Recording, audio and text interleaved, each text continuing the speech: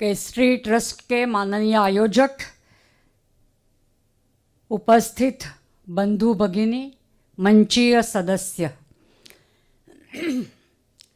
यद्यपि मैं चाहती हूँ कि मलयालम में बात करूँ तो आप लोग समझ पाएंगे, लेकिन मैं उसमें बात नहीं कर पाती और आप हिंदी में क्या है, प्रॉब्लम है नहीं है, मैं जानती भी नहीं हूँ। इसलिए कोशिश ये कर रही हूँ कि थोड़ा संथ गति से बोलूँ। और दूसरी बात ये है कि मेरे बाद आज की जो अध्यक्षा है वो मेरा भाषण पुनश्च आपको बताएगी। राष्ट्र सेविका समिति के नाम में ही राष्ट्र ये शब्द है, जैसे राष्ट्रीय स्वयंसेवक संघ के नाम में राष्ट्रीयता है, तो अलग से क्वाइन करने की जरूरत नहीं है। परंतु आज का जमाना अलग है, वहां शक्ति भी आरक्षित करनी पड़ती है। जैसे अभी संसद में 33% आरक्षण का विधेयक, रिजर्वेशन कोटा महिलाओं के लिए निश्चित किया गया। इसलिए निश्चित किया गया कि महिला शक्ति अपने स्वतंत्रता संग्राम में बहुत अधिक गति से, अधिक संख्या से वो थी। महात्मा गांधी के आंदोलन में, 42 के आंदोलन में महिलाओं की संख्या 18,000 सत्याग्रहियों की थी। लेकिन जैसे ही भारत देश स्वतंत्र हो गया, संसद में, लोकसभा या राज्यसभा, उसमें उसको उस मात्रा में प्रतिनिधित्व नहीं मिला। महिलाओं की संख्या गति से नहीं बढ़ी।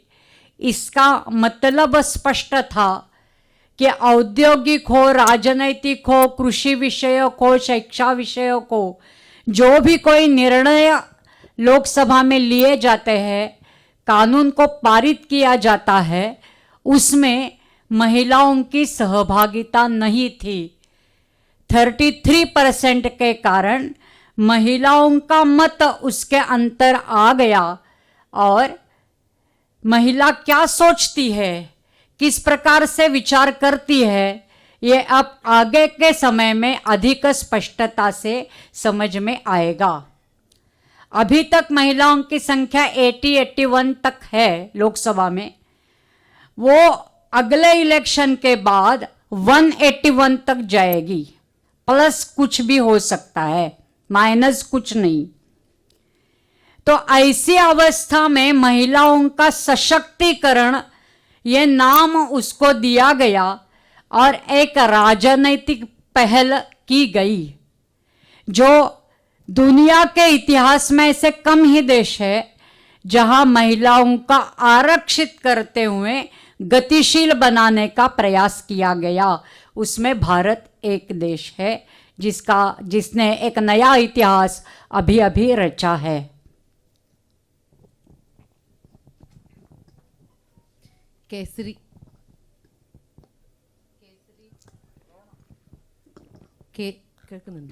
കേസരി ട്രസ്റ്റിലെ എല്ലാ ബഹുമാന്യരായ ഇതിൻ്റെ ഓർഗനൈസേഴ്സിനും സ്റ്റേജിലിരിക്കുന്ന എല്ലാ ആൾക്കാർക്കും എൻ്റെ കൂപ്പുകൈ. മലയാളത്തിൽ പറയാനാണ് എനിക്ക് ആഗ്രഹം, പക്ഷേ നിങ്ങൾക്ക് മനസ്സിലാവും മലയാളത്തിലാണെന്ന് എനിക്കറിയാം. ഹിന്ദിയിൽ എനിക്ക് പറയാൻ പറ്റും, മലയാളത്തിൽ എനിക്ക് പറയാൻ പറ്റില്ല. അതുകൊണ്ട് തന്നെ അധ്യക്ഷ പ്രിയ ഇതിനെ മലയാളത്തിലേക്ക് നിങ്ങൾക്ക് പറഞ്ഞു തരും. രാഷ്ട്രസേവിക എന്ന് പറയുന്ന ആ ഒരു ഓർഗനൈസേഷനിൽ രാഷ്ട്രമുണ്ട്. ഏതുപോലെ രാഷ്ട്രീയ സ്വയം സേവകത്തിൽ രാഷ്ട്രമുള്ളതുപോലെ തന്നെ. പക്ഷേ ഈ കാലഘട്ടത്തിൽ എന്തിനാണ് നമ്മൾ ഇതിന് കൂടുതലായിട്ട് ഇതിന് ഇമ്പോർട്ടൻസ് കൊടുക്കുന്നതെന്ന് പറഞ്ഞാൽ, ഈ കാലഘട്ടത്തിൽ എല്ലാവരുടെയും, ഈ ലോകം അങ്ങനെയാണ്, എല്ലാത്തിനും റിസർവേഷൻ ആവശ്യമാണ്. ഈ കാലഘട്ടത്തിൽ നോക്കൂ, പാർലമെൻറ്റിൽ മഹിളാ ആരക്ഷൺ, അതായത് വിമൻ റിസർവേഷൻ ബില്ല് തീരുമാനമായിട്ടുണ്ട്. ഇവിടെ മഹിളാ ശക്തിക്ക് ആ സ്വാതന്ത്ര്യ കാലഘട്ടത്തിൽ വളരെയധികം മഹിളകൾ ഉണ്ടായിരുന്നു, സ്ത്രീകൾ ഉണ്ടായിരുന്നു. 18,000-ഓളം സത്യാഗ്രഹികൾ ഉണ്ടായിരുന്നു. പക്ഷേ അവർക്ക് വേണ്ടത്ര പ്രതിനിധാനം അല്ലെങ്കിൽ പ്രാതിനിധ്യം കൊടുത്തില്ല. ആ സമയത്ത് എനിക്ക് പറയാനുള്ളത്, അത് വളരെ സ്പഷ്ടമായിരുന്നു. ഒരു എഡ്യൂക്കേഷൻ പ്രോസസ്സിലായാലും കൃഷിയിലായാലും ഏതിലായാലും അവരുടെ ശബ്ദം അവിടെ ഉണ്ടായില്ല. ഇപ്പം ഏതൊരു നിയമം നിയമം പ്രഖ്യാപിക്കുമ്പോഴും അല്ലെങ്കിൽ നിർമ്മാണം നടത്തുമ്പോഴും അവരുടെ ഒരു പ്രാതിനിധ്യം, അവരുടെ ഒരു കോപ്പറേഷൻ ഉണ്ടാവുന്നില്ല. അതുകൊണ്ട് തന്നെ ഇപ്പം നടന്ന ഈ ഒരു മഹിളാ റിസർവേഷൻ പ്രോസസ്സിൽ എന്താണ് അവരുടെ ആഗ്രഹം, അവരുടെ വിചാരം, അവരെന്താണ് ആഗ്രഹിക്കുന്നതൊക്കെ ഇനി നമ്മൾക്ക് എല്ലാവർക്കും മനസ്സിലാവും. ഇപ്പം 81 ആൾക്കാരുണ്ടെങ്കിലും 181 നിർബന്ധമായിട്ടും ഇനി വന്നിരിക്കും. അത് പ്ലസ് ആവാനേ സാധ്യതയുള്ളൂ, ഒരിക്കലും അത് മൈനസ് ആവില്ല. അപ്പം ഈ ഒരു സന്ദർഭത്തിൽ മഹിളാ സശക്തീകരൺ എന്ന് ഈ ഒരു പ്രോസസ്സ് ഈ കേന്ദ്ര സർക്കാർ കൊണ്ടുവന്നു. അത് ഫസ്റ്റ് രാഷ്ട്രമാണ് ഭാരതം അങ്ങനെ ഒരു പ്രക്രിയ കൊണ്ടുവന്നത്. एक तरफ राजनीतिक पट पर जिसको संसद बोलते हैं वहाँ ये कोशिश हुई है.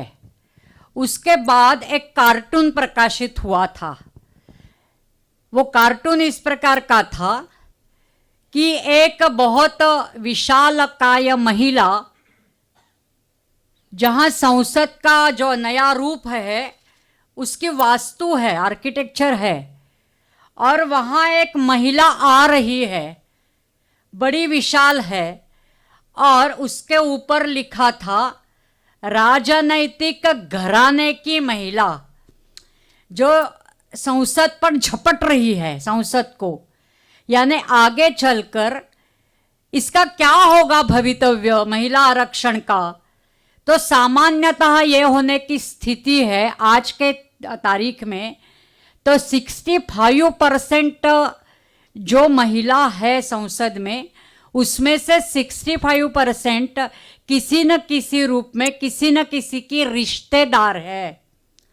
इसमें बीजेपी भी वैसे ही है, कांग्रेस भी है, मुलायम यादव भी है, सभी के सभी वैसे ही है कि जिनके रिश्तेदार नेक्स्ट जनरेशन या फर्स्ट जनरेशन की वाइफ वो संसद में पहुंची है. तो ये बड़ा प्रश्न चिन्ह है कि संसद में राजकीय भवितव्य निश्चित करने के लिए महिला तो जाएगी, लेकिन कौन सी महिला जाएगी. अर्थात ये विषय राजनीति से जुड़ा है, परंतु राजनीति को छोड़कर, किसी एक एरिया को छोड़कर 1936 में वंदनीय लक्ष्मीबाई केळकर ने एक अनोखा प्रयोग शुरू किया. उस प्रयोग का नाम राष्ट्र सेविका समिति ये है. उस समय सक्षमीकरण जैसे विषय नहीं थे, शब्दावली नहीं थी, परंतु आशय, उसका घनता ये सक्षमीकरण से भी आगे जाने वाला था विषय. वंदनीय मावशी जी ने यह सोचा कि स्त्री के अंदर प्रचंड शक्ति है, उस शक्ति को जगाना है, उसको सुसंगठित करना है. सुसंगठित करते हुए उसको ये बताने की आवश्यकता है कि तुम देवी हो, तुम दुर्गा हो सकती हो, तुम काली हो सकती हो, तुम शांता हो सकती हो, तुम्हारे अंदर सब प्रकार की शक्ति है जिसके कारण आप व्यक्तिगत रूप से स्वयं का विकास कर सकती हो, पारिवारिक रूप से परिवार का कल्याण कर सकती हो. एज अ डॉटर आप पिता को ठीक रास्ते पर लेकर जा सकती हो अगर वो बिगड़ा है. पुत्र पुत्री तो आपके हाथ का विषय है, उसको आप सुसंस्कारित करते हुए एक अच्छा नागरिक बना सकती हो. अपने पति को, अपने पुत्र को, अपने पिता को, सभी दृष्टि से जिस रिश्ते में आप बंधी हो पारिवारिक जीवन में, ऐसे प्रत्येक रिश्ते में आपका स्वयं का एक कर्तव्य है।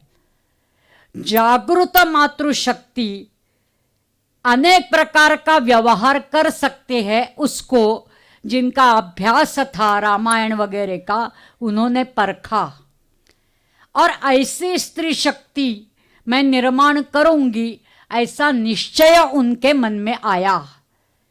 उस समय के शब्द रचना में सक्षमीकरण नहीं था, और आज जब मैं विचार करती हूँ तब लगता है ये सक्षमीकरण, ये शब्द ही बाहर से इनपुट करने वाला है, जैसे इंजेक्ट करते हैं इंजेक्शन, वैसा ही ये शब्द है। वंदनिया मौसी जी तो चाहती थी अंदर से उसको प्रेरणा दे, अंदर से उसकी ज्योति जलाए, बाहर से दिया न लगाए, अंदर से प्रज्वलित तो हो। इस भावना से राष्ट्र सेविका समिति का निर्माण किया गया, जो कि चिंतन आज के शब्दावली में सक्षमीकरण ठीक है, परंतु विराट काय चिंतन था, और उसका नाम है कि आप जगत जननी हो, आप जननी हो, सभी दृष्टि से आप इस देश को बलवान कर सकती हो। इसलिए राष्ट्र सेविका समिति के स्थापना के समय ही ये निश्चित हुआ कि महिला का काम व्यक्तिगत उन्नयन है, पारिवारिक उन्नयन है, साथ ही सामाजिक उन्नयन है। राष्ट्र सेविका समिति ये अकेला ऐसा संगठन है जो महिलाओं का संगठन है, महिलाओं का संगठन है, महिलाएं उसको चलाती है, नेतृत्व महिलाओं के पास है, केवल आज के दिन के लिए नहीं, सदा सर्वदा के लिए महिला ही उसका नेतृत्व करती है, निर्णय महिलाएं लेती है, महिलाएं आगे आकर वर्ग वगैरह सब करती है, शिविर लगाती है, प्रवास करती है, विदेश में जाकर हिंदुत्व को जगाती है, सब प्रकार का काम करती है। ऐसी शक्ति मुझे खड़े करना है कि जो महिलाओं के द्वारा चलती है लेकिन राष्ट्र के हित में काम करती है। यह अकेला संगठन ऐसा है, अकेला काम ऐसा है कि महिलाओं के द्वारा महिलाओं का लेकिन राष्ट्र हित में काम करने वाला ऐसा यह संगठन।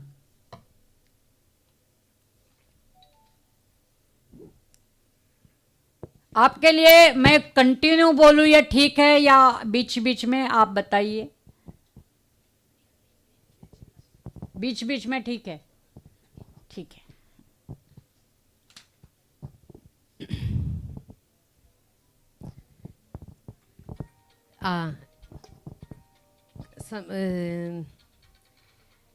ഇത് വിമൻ റിസർവേഷൻ വന്ന സമയത്ത് ഒരു കാർട്ടൂൺ വന്നു. ആ കാർട്ടൂണിൻ്റെ കാഴ്ച എങ്ങനെയായിരുന്നു? ഒരു വലിയ ഒരു സ്ത്രീ വാസ്തു രൂപത്തിൽ ഇങ്ങനെ വരികയാണ്. അവരിങ്ങനെ നടന്നു വരുമ്പം അതിൽ പറയുന്നത് എന്താണെന്ന് വെച്ചാൽ, ഒരു അവരുടെ വീട്, അതായത് ഒരു വീട്, സെൻസദിനെ ഒരു വീടാക്കിയിട്ട്, അപ്പോൾ ഒരു വീടും പരിവാരും അങ്ങനെയാണ് അതിനെ വെച്ചിരിക്കുന്നത്. ഇത് എന്തുകൊണ്ടാണ് പറയാൻ കാരണം എന്ന് വെച്ചാൽ, ഒരു രാജനീതി ഘരാനയ്ക്ക് മഹിള ഇത് ഒരു മഹിളാ ആരക്ഷണം കൊണ്ട് സംഭവിക്കുക ഇതാണ്. ഇപ്പോൾ 65% അവിടെ ആൾക്കാരുണ്ട്. പക്ഷേ ഇതിലെങ്ങനെയായാലും 65% ആൾക്കാരെന്ന് പറയുന്നത് ഫാമിലി മെമ്പേഴ്സാണ്. അതിലെല്ലാവരും വരും, എല്ലാ പാർട്ടിയുടെയും ഫാമിലി മെമ്പേഴ്സ് അതിൽ വരുന്നുണ്ട്. അത് BJP ആയാലും ഏതായാലും. അങ്ങനെ വരുമ്പം ഇതൊരു അതിൻ്റെ ഒരു രാഷ്ട്രീയമായ ഒരു ലക്ഷ്യം പ്രാപ്തി ഇല്ലാതെ പോവും. അപ്പോൾ ഇതിനല്ല രാഷ്ട്രസേവിക, ഇതെന്തിനുള്ളത്? അത് ശരിക്കും പൊളിറ്റിക്കുമായിട്ട് ബന്ധപ്പെട്ടതാണ്. പക്ഷേ രാജനീതി അത് മാത്രമല്ല രാഷ്ട്രീയം എന്ന് പറയുന്നത്. ലക്ഷ്മിബായി കേൾക്കർ ഈ ഒരു സംഘടന തുടങ്ങാൻ കാരണം, ഇത് ശരിക്കും നമ്മളുടെ ആ ഒരു തുടങ്ങാൻ കാരണം സ്ത്രീ ശാക്തീകരണം എന്ന വാക്ക് ആ സമയത്ത് ഉണ്ടായിരുന്നില്ല. അവരുടെ ഉള്ളിൽ ഈ ഒരു വിഷയം ഉണ്ടായിരുന്നു. എന്താണ്, സ്ത്രീകൾക്ക് മുന്നോട്ട് പോകണമെങ്കിൽ അവരുടെ ഉള്ളിൽ അപാര ശക്തിയുണ്ട്, പ്രചണ്ഡ ശക്തിയുണ്ട്.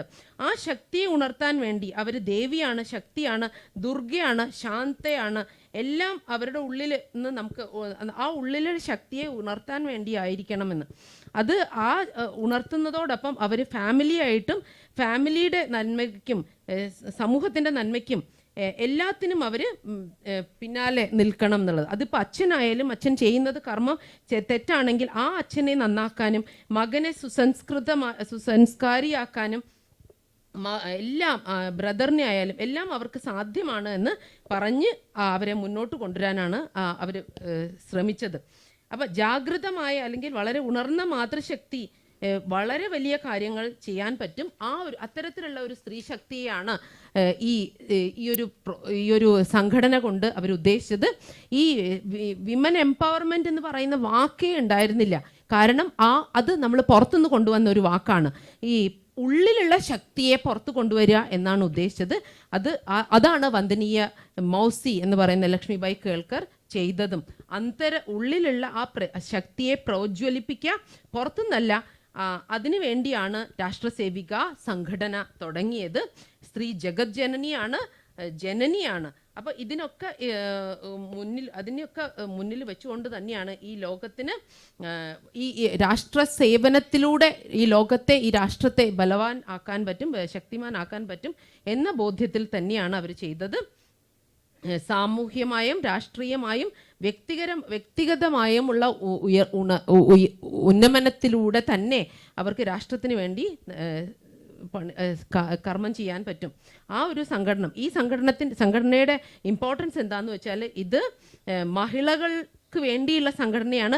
മഹിളകളാണ് അതിൽ തീരുമാനം എടുക്കുന്നത്, നേതൃത്വം അവരാണ്, നിർണയവും എടുക്കുന്നത് അവരാണ് ശിബിർ കണ്ടക്ട് ചെയ്യുന്നത്, അവരാണ് പ്രവാസിൽ പോകുന്നത്, അവരാണ് വിദേശത്ത് പോയിട്ട് കാര്യങ്ങൾ ചെയ്യുന്നത്. ഇതെല്ലാം ചെയ്യുന്നതും എന്ത് അടിസ്ഥാനത്തിലാണ്? രാഷ്ട്രഹിതത്തിൻ്റെ അടിസ്ഥാനത്തിലാണ്. അതാണ് ഏറ്റവും അവസാനവും നിരന്തരം അവർ ചെയ്യുന്ന പ്രവൃത്തിയും. जिन्होंने राष्ट्र सेविका समिति की स्थापना की वो लक्ष्मीबाई केळकर, उनका मूल मायके का नाम था, वो था कमलिनी। उस नाम से उस समय का काल आपको सबको परिचित है ही। परतंत्र का काल था, लेकिन स्वतंत्रता की आहट सुनाई दे रही थी। वंदे मातरम का आंदोलन चल रहा था, महिलाएं भी आगे आ रही थी। फिर भी पारिवारिक जीवन में उसकी स्थिति ठीक नहीं थी। विधवा को अच्छा नहीं समझा जाता था, विषम विवाह होते थे, अशिक्षा महिलाओं को झेलनी पड़ती थी। ऐसा वो काल था। उस समय सामाजिक जीवन में, जहाँ नागपुर महाराष्ट्र का एक एरिया है लेकिन एक कोने में है, मध्य प्रदेश वगैरह उसके पास के है, तो उस एरिया के मैं बात कर रही हूँ। जीवन उनका वहाँ पे व्यतीत हुआ। अनेक सारी कुरीतियाँ महिलाओं के अंदर, महिलाओं के बारे में चल रही थी, तो वो व्यथित होती थी कि ये क्या चल रहा है। परतंत्रता के कारण भी व्यथित थी और महिला जीवन को लेकर भी व्यथित थी। ऐसे में जैसे ही वो युवा हो गई तो ऐसी घटनाओं का अनुभव उन्होंने किया कि परिवार साथ में होकर किसी महिला को पीड़ित किया जाता है, उसके ऊपर रेप होता है, ऐसी घटना उन्होंने पढ़ी। एक अनुभव तो उन्होंने नागपुर में ले लिया। उसके बाद में उनका चिंतन बढ़ने लगा कि केवल पुरुष जागृत होकर कुछ भी फायदा नहीं है, अथवा पुरुष मेरे साथ चल रहा है उसके कारण मेरी सुरक्षा होगी, ऐसा भी नहीं है। तो सक्षमीकरण ये शब्द उस समय नहीं था, लेकिन महिलाओं को सुरक्षित बनाने का कोई एक व्यवस्था, कोई एक तरीका, कोई एक साधन निर्माण करना होगा। जिस प्रकार की कुरीतियों से महिलाएं गुजर रही है उसको बंद करना होगा। महिलाओं के लिए शिक्षा, एजुकेशन मिलने की व्यवस्था करनी होगी। महिला और पुरुष एक जैसे नहीं है। महिला के लिए और कुछ, जैसे कि पारिवारिक जीवन के लिए उपयुक्त इस प्रकार के ट्रेनिंग प्रोग्राम चलाने होंगे। ये सब चिंतन उनके मन में चल रहा था, लेकिन उनके सामने कुछ एक आदर्श नहीं था उस समय। कौन से मार्ग से मैं चलूं, ये उनके समझ में नहीं आ रहा था। ऐसे में उनके बच्चे, उनके जीवन में भी ऐसी घटना हुई थी कि जिनके साथ उनका विवाह हुआ उसके पहले पत्नी से 2 बेटियां उनको थी, और बाद में इनका विवाह होने के बाद उनके स्वयं के भी पुत्र, 4 पुत्र आ गए। तो इन सब का पालन पोषण जब वो करती तो बच्चे उनके संघ में की शाखा में जा रहे हैं इसका अनुभव मैं करने लगी। और केवल संघ में की शाखा में जाते हैं ऐसा नहीं, तो घर में आने के बाद उनके व्यवहार में हुआ परिवर्तन उन्होंने अनुभव कर लिया। परिवर्तन के बाद उन्होंने अपने बच्चों के साथ बात की कि ये क्या कर रहे हो, इतने सुधरे कैसे हो, कहाँ जाते हो। तो एक जागरूक माँ जैसे पूछती है वैसे उन्होंने पूछताछ की। एक दिन डॉक्टर साहब ने, उस समय का संघ भी बहुत बाल्यावस्था में था, लगभग 9-10 वर्ष ही हुए थे, तो बाल्यावस्था के संघ के जो संस्थापक डॉक्टर हेडगेवार, तो वो स्वयं कार्यक्रम अरेंज करते थे आइए करके। तो उन्होंने ऐसा कहा, शाखा में आने वाले बच्चों को ये बोला कि आपके माता पिता को लेकर आओ, मुझसे मिलना है उनसे, मैं चाहता हूं कि मैं उनसे मिलूं, उनको संघ का कार्य क्या है वो समझाऊं। तो इनके और अपने जो वंदनीय मौसी जी थी उनको वैधव्य आ चुका था, फिर भी उन्होंने उस समय ये सोचा कि मैं घर में नहीं बैठूंगी, क्योंकि उनके मन में आंदोलन चल ही रहा था। और उसके कारण उन्होंने सोचा कि अभिभावक के नाते मैं स्वयं वहाँ पे जाती हूँ। वो कार्यक्रम में गई और उसके बाद भी 2-3 बार डॉक्टर साहब को मिलने पहुंची। पूजनीय डॉक्टर साहब से चर्चा की। चर्चा के बाद उन्होंने तो सीधा प्रश्न पूछा कि संघ में महिलाओं का प्रवेश क्यों नहीं है। आज भी ये प्रश्न पूछते हैं। वो प्रश्न वंदनीय मौसी जी ने उस समय डॉक्टर साहब को पूछा था। तो डॉक्टर साहब ने उत्तर दिया कि केवल प्रैक्टिस का फर्क है, बाकी कुछ नहीं। अगर आप आगे आकर महिला सक्षमीकरण नाम नहीं था, मैं पुनः बताती हूँ, महिलाओं का संगठन करना चाहती हो, महिलाओं में जागृति लाना चाहती हो, तो मैं आपको सभी प्रकार का सपोर्ट देना चाहता हूँ, आप काम खड़ी करिएगा। उस महिला ने अपने अंदर हिम्मत बांधी। उनके मन में चिंतन चल रहा था, अनेक प्रकार का चिंतन चल रहा था। एक बार वो गांधी जी की सभा में गई, तो एक महिला ने गांधी जी को प्रश्न पूछा। पुरुष तो बहुत बिगड़े हैं, उस समय की बात कर रही हूं, आज भी शायद महिला वही कह रही है, लेकिन गांधी जी ने उत्तर ऐसा दिया कि संघर्ष मत करो, सीता होने का प्रयास करो, राम अपने आप तैयार हो जाएंगे। इसका वंदनीय मौसी जी आगे चलकर लिखती है, वो कहती है कि इसका मेरे मन पर गहरा असर हुआ था कि महिला के पास ऐसी शक्ति है कि स्वयं विकसित होते होते वो परिवार को भी ठीक रास्ते पर ला सकती है। पूजनीय डॉक्टर साहब के बाद साथ जो चर्चा हुई उसके कारण एक महान हिंदू जीवन व्यवस्था का चिंतन, एकात्म मानव दर्शन का चिंतन, उसका अध्ययन उनके सामने आया।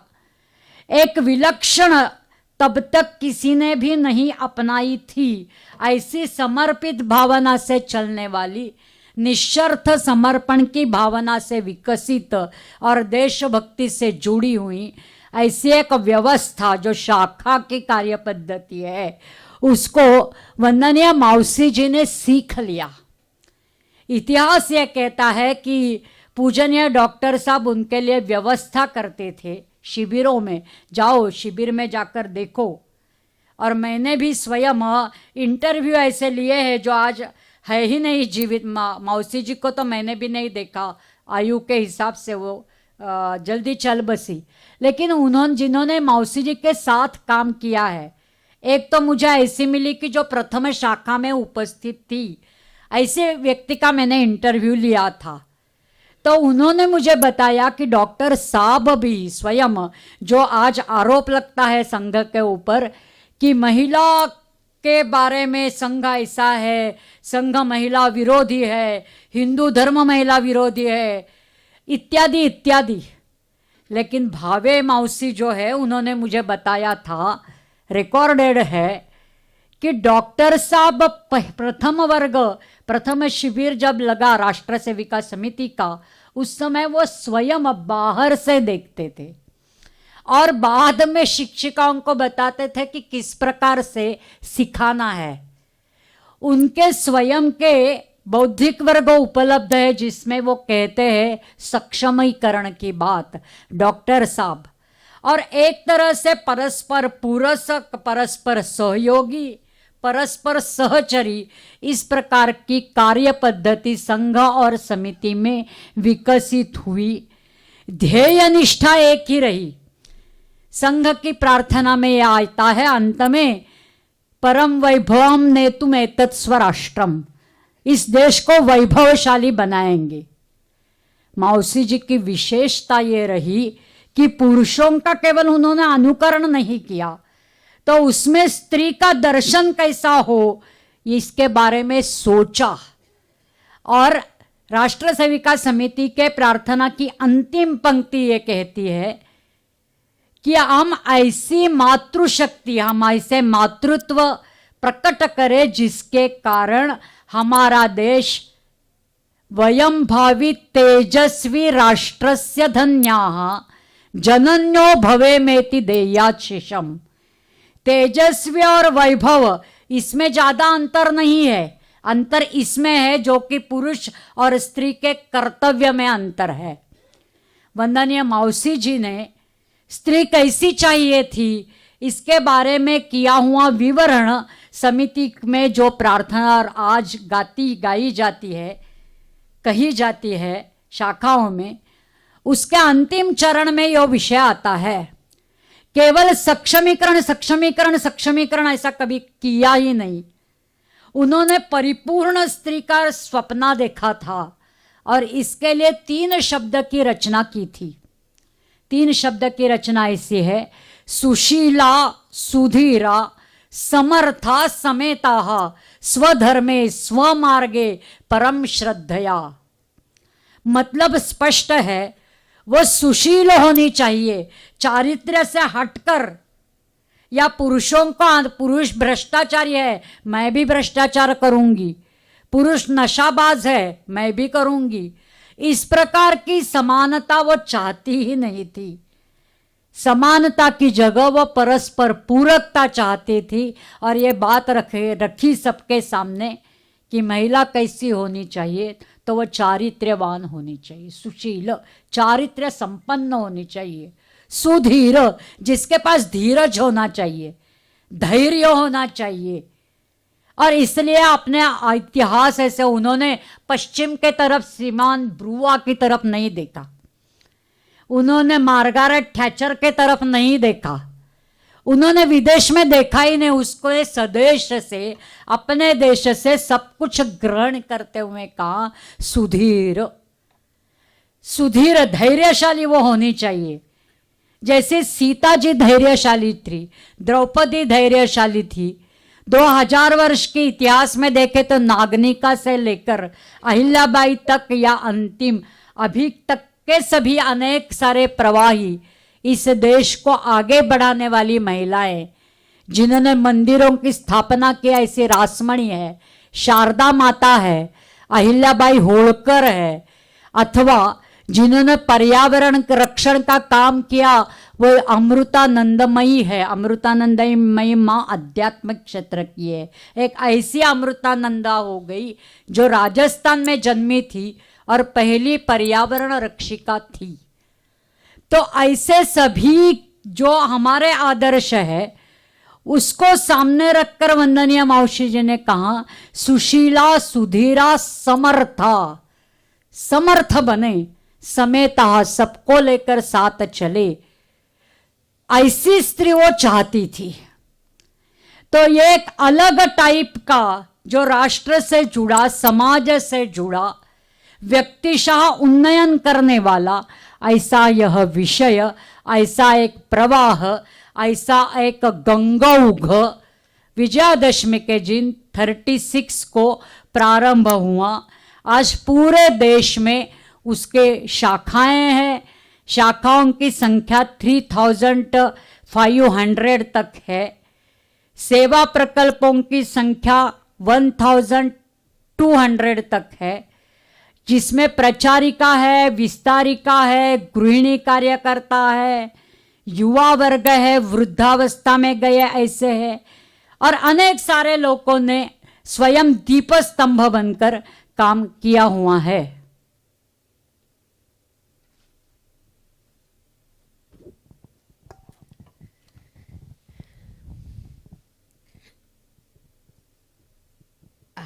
ലക്ഷ്മി കേൽക്കർ എന്ന് എന്ന കമലിനി എന്നാണ് അതിൻ്റെ പേര്. ഒരു പുഷ്പം അതിൻ്റെ പേരിലാണ്.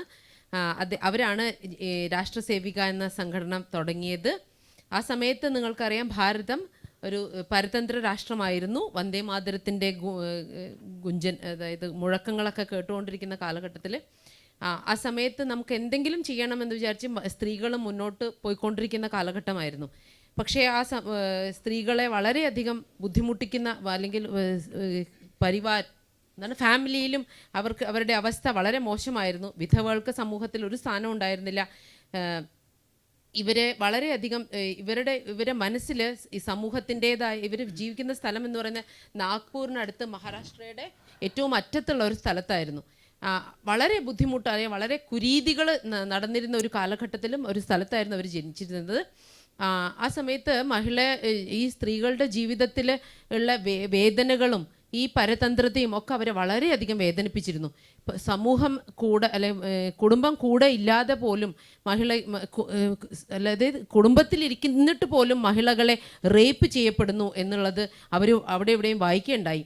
അപ്പോൾ അവരുടെ മനസ്സിൽ പുരുഷൻ കൂടെ ഉണ്ടായിട്ട് പോലും ഇങ്ങനെ ചെയ്യുന്നെങ്കിൽ പുരുഷൻ മാത്രം അവെയർ ആയിട്ട് കാര്യമില്ല എന്ന് മനസ്സിലാക്കി വളരെയധികം അവരെ സംരക്ഷിക്കേണ്ടത് മഹിളകളെ തന്നെ അവരുടെ ഒരു ലക്ഷ്യമായിട്ട് അവർ ഏറ്റെടുക്കുകയും ആ ഒരു ബോധ്യം മനസ്സിലുണ്ടാകുകയും ചെയ്തു. അപ്പം ഈ സ്ത്രീകൾക്ക് ഒരു എഡ്യൂക്കേഷൻ കിട്ടണം എന്നുള്ളത് വളരെയധികം ഇമ്പോർട്ടൻ്റ് ആയിട്ടുള്ള കാര്യമാണെന്ന് അവർ മനസ്സിലാക്കി. ഒരു പുരുഷനും സ്ത്രീയും ഒരേപോലെയല്ല എന്ന് അവർ മനസ്സിലാക്കി. പുരുഷന് അവൾക്ക് സപ്പോർട്ട് കൊടുക്കാൻ പറ്റുന്ന അത്രേ കൊടുക്കാൻ പറ്റുള്ളൂ. ഫാമിലി ജീവിതത്തിൽ അവർക്ക് വേണ്ട ട്രെയിനിങ് ഒന്നും കിട്ടുന്നില്ല. അപ്പോൾ ഇതൊരു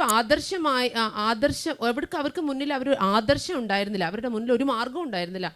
ഏത് വഴിയിലൂടെ ഞാൻ പോയാലാണ് എനിക്ക് ഈ ഒരു ലക്ഷ്യത്തിലേക്ക് എത്താൻ പറ്റുക എന്നവർക്ക് അറിയില്ലായിരുന്നു. അങ്ങനെ ഇരിക്കുമ്പോൾ അവരുടെ ഭർത്താവിൻ്റെ ആദ്യ ഭാര്യയിൽ 2 ആൺകുട്ടികളും ഇവർക്ക് 2 പെൺകുട്ടികളും ഇവർക്ക് 4 ആൺകുട്ടികളുമായിരുന്നു ഉണ്ടായിരുന്നത്. ഈ കുട്ടികളൊക്കെ എങ്ങനെയാണ് മുന്നോട്ട് കൊണ്ടുപോകാമെന്ന് വിചാരിച്ച് നിൽക്കുമ്പോഴാണ് ഇവർ സംഘശാഖയിൽ പോകാൻ തുടങ്ങിയതും വീട്ടിൽ വന്നിട്ട് വളരെ മാന്യമായി അവർ പെരുമാറുന്നതും കണ്ടത്. അങ്ങനെ കുട്ടികളോട് ചോദിച്ചു, നിങ്ങൾ എങ്ങനെ ഇത്ര മാന്യമായി പെരുമാറുന്നത്, നിങ്ങൾക്ക് എങ്ങനെ മാന്യമായിട്ട് പെരുമാറാൻ പറ്റുന്നു? അങ്ങനെ അവർ സംഘത്തെക്കുറിച്ചൊക്കെ പറഞ്ഞു ഈ അമ്മയോട്, ലക്ഷ്മിബായി കേൽക്കറിനോട് പറഞ്ഞു. അങ്ങനെ അവരുടെ ഉള്ളിൽ വലിയൊരു ജാഗൃതി ഉണ്ടായി. അങ്ങനെ അവർ ഡോക്ടർ സാഹബിനെ, ഹെഡ്ഗേവാറിനെ കാണാൻ തീരുമാനിച്ച് പോവുകയും അവിടെ പോയി അവരെ കണ്ട സമയത്ത് അവർ ചോദിച്ചത്, ഇവരോട് ചോദിച്ചു എന്താണ്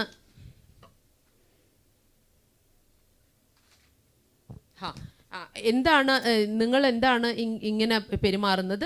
അപ്പോൾ നിങ്ങളെ കാണണം എന്ന് വിചാരിച്ചിട്ട് അവരെ കണ്ടു. അപ്പോൾ ഹെഡ്ഗേവാർ പറഞ്ഞു, അല്ലെ ഞങ്ങൾക്കും ഇങ്ങനെ ഒരു സംഘടന ഉണ്ടാക്കാം, എന്തുകൊണ്ടാണ് നിങ്ങൾ ഈ ശാഖയിൽ അല്ലെങ്കിൽ ഈ സംഘത്തിൽ സ്ത്രീകളെ ചേർക്കാത്തത്? അപ്പോൾ ഡോക്ടർ ജി എന്തായാലും പറഞ്ഞു, മക്കളോടൊക്കെ പറഞ്ഞു, നിങ്ങൾ വീട്ടിലുള്ള എല്ലാ പേരൻസിനെയും കൊണ്ടുവരണം, അടുത്ത അമ്മമാരെ കൊണ്ടുവരണം എന്ന് പറഞ്ഞു. അപ്പം ഞാൻ എന്തായാലും പേരൻ്റ് എന്ന നിലയ്ക്ക് പോട്ടെ എന്ന് വിചാരിച്ചിട്ട് അവർ പോവുകയും ഡോക്ടർ സാഹിബിനെ കാണുകയും ചെയ്തു.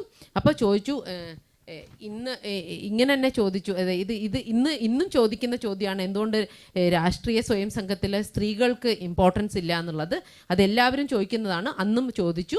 അപ്പോൾ ഇതൊരു വെറും ചോദ്യം മാത്രമാണ്. പക്ഷേ ഇങ്ങനെ മഹിളകളുടെ ജാഗൃതിയാണ് നിങ്ങൾ ആഗ്രഹിക്കുന്നതെങ്കിൽ എല്ലാ തരത്തിലുള്ള സപ്പോർട്ടും ഞാൻ തരാമെന്ന് അദ്ദേഹം പറയുകയും ആ അർത്ഥത്തിൽ ഇവരത് തുടങ്ങുകയും ചെയ്തു.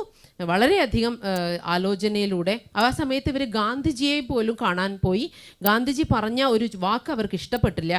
നിങ്ങൾ എന്തിനാണ് പുരുഷനെ മോശമാക്കി കാണുന്നത്, നിങ്ങൾ സീതയാവൂ, രാമൻ സ്വയം ആയിക്കോളും, പുരുഷന്മാരൊക്കെ ദുഷ്ടന്മാരായിട്ട് എന്താ പെരുമാറുന്നതെന്ന് ചോദിച്ചപ്പോൾ ഗാന്ധിജിയുടെ ഉത്തരം അവർക്ക് ഇഷ്ടപ്പെട്ടില്ല. നിങ്ങൾ സീതയാവൂ, രാമൻ അവർ സ്വയം ആയിക്കോളുമെന്ന്. ഇതവരുടെ മനസ്സിനെ വളരെയധികം വേദനിപ്പിച്ചു. ആ സമയത്താണ് ഏകാത്മ മാനവതാ ദർശനം ഒക്കെ ഇങ്ങനെ വന്നുകൊണ്ടിരിക്കുന്ന ഉടലെടുക്കുന്നത്. ആ ദർശനത്തിനെ പിൻപറ്റി അവരുടെ ആ പൂർണ്ണ സമർപ്പണത്തോടെ അവർ ഈ മൗസി ശിബിർ നടത്തുകയും ആ ശിബിർ ഇത് പറഞ്ഞത് അവർ ഈ മൗസിജിയോട് ഇൻ്റർവ്യൂ ചെയ്ത അവരുടെ പേര് ഞാൻ ഓർക്കുന്നില്ല, അവർ പറഞ്ഞിരുന്നു. ആ ഇൻ്റർവ്യൂ ചെയ്ത അവർ പറഞ്ഞതാണ് ഹിന്ദു ധർമ്മ മഹിളാ ഇങ്ങനെ ഇവരൊക്കെ പൊതുവെ എല്ലാവരും പറയുന്ന ചോദ്യമാണല്ലോ, ഹിന്ദു ധർമ്മ മഹിളാ വിരോധിയാണ്, RSS മഹിളാ വിരോധിയാണെന്ന്. ഇതിനൊക്കെ ഉത്തരം കിട്ടാൻ ഈ ഒരു ഇൻ്റർവ്യൂവിലെ ഉത്തരം മതി. ഈ ശിബിർ നടത്തിയ സമയത്ത് ഈ ഡോക്ടർ നേരിട്ട് നോക്കി കാണുകയും അതിൻ്റെ കാര്യങ്ങളൊക്കെ പറഞ്ഞു കൊടുക്കുകയും ചെയ്തിട്ടുണ്ടായിരുന്നു. അങ്ങനെ പരസ്പര സഹയോഗമായി സഹചാരിയായി സംഘത്തിൻ്റെ കൂടെ നിൽക്കാൻ തന്നെയാണ് ഈ രാഷ്ട്രസേവിക എന്ന ഒരു ഓർഗനൈസേഷൻ വളർന്നത്. വളരെ നിഷ്ഠയോടുകൂടി തന്നെ മുന്നോട്ട് പോകുന്നതാണ്. ഈ ദേശത്തെ, ഈ രാഷ്ട്രത്തെ വൈഭവശാലി ആക്കാൻ വേണ്ടി തന്നെയാണിത്. അല്ലാതെ പുരുഷന്മാരെ അനുകരിക്കുകയല്ല. ഫിലോസഫിക്കലി ഇതിൻ്റെ അർത്ഥം രാഷ്ട്ര പുനർനിർമ്മാണം തന്നെയാണ്. കുറച്ച് കവിതയൊക്കെ ചൊല്ലിയിരുന്നു, അതൊന്നും എനിക്ക് കിട്ടിയിട്ടില്ല, വളരെ സോറി. എന്തായാലും ഇങ്ങനെ ഒരു മാതൃത്വത്തെ മുന്നോട്ട് വയ്ക്കാനാണ് ഈ ഒരു രാഷ്ട്രസേവിക സമിതി ആഗ്രഹിക്കുന്നത്. കർത്തവ്യത്തിൽ തമ്മിൽ എന്താണ്, ഞാൻ ഇനിയും പറയുന്നു, സ്ത്രീ ശാക്തീകരണമല്ലായിരുന്നു, പരിപൂർണയായ ഒരു സ്ത്രീയെയാണ് ഈ രാഷ്ട്രസേവിക കാണാൻ ആഗ്രഹിച്ചത്. അവർ മുന്നോട്ട് വെച്ചത് സുശീലയായ, സുധീരയായ, ധൈര്യശാലിയായ, സമർത്ഥയായ, സമേതയായ ഒരു സ്ത്രീയെ ശാരദാമാത നമ്മുടെ മുന്നിലുണ്ട്. അമൃതാനന്ദമയി എൻവയൺമെൻ്റലിസ്റ്റായ ആ ലേഡി നമ്മളെ മുന്നിൽ ആദർശവാനായിട്ടുണ്ട്. എല്ലാവരെയും കൂടെ ചേർത്ത് മുന്നോട്ട് കൊണ്ടുപോകാനും ഈ ഒരു സംഘടനയ്ക്ക് സാധിക്കുന്നുണ്ട്. ഇന്ന് 522 ഓർഗനൈസേഷൻസ് ഇതിൻ്റെ പല ഭാഗങ്ങളിലുണ്ട്. 1200 സേവികകളുണ്ട്. ഒരു ദീപസ്തംഭത്തെ പോലെ ഈ ഒരു ഓർഗനൈസേഷൻ മുന്നോട്ട് പോകുന്നു.